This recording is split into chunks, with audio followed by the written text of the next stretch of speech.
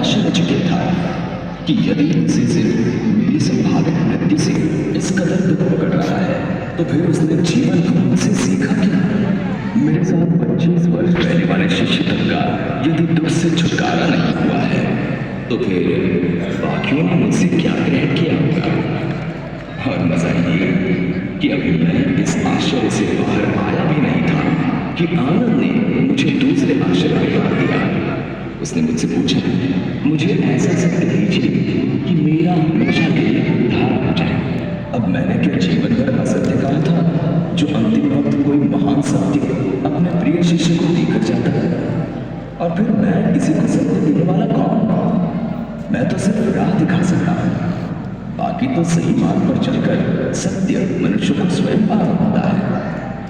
किसी मनुष्य के पास किसी को कुछ देने की या किसी से कुछ छीनने की क्षमता ही कहाँ होती है? सो मैंने उससे कहा, भाई आनंद, अपदीपो भव, यानी अपने दीप स्वयं बनो।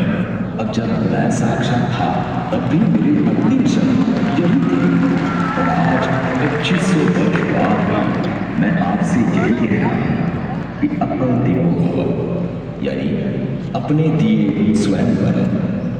और सब व्यवहारों का सार है। मैं दावे से कहता हूं कि यदि आप इसे गांठ बांध देंगे तो आपका तत्क्षण उद्धार हो जाएगा। मुझे राह दिखानी थी जो दिखाकर चला गया। अब इस राह पर चलकर अपना सत्य आपको पाना है। इसमें मैं कुछ और नहीं कर सकता। सोचो ये कि जब मैं साक्षात था तब कुछ नहीं कर सकता था तो मेरी मूर्तियां या मेरे जैसे वस्त्र पहनना क्या कर लेगा? सो इन सब नौटंकियों से छूटो और स्वयं को भ्रम में डालने से बचो। सीधे सीधे मेरे बताए मार्ग पर चलकर अपने जीवन का सत्य खोजने में लग जाओ। विश्वास जानो कि अपने द्वारा अपना उद्धार करने के अलावा तुम्हारे पास अन्य कोई मार्ग नहीं। आपको अपना दीप बनकर अपने को रोशन स्वयं ही करना पड़ेगा।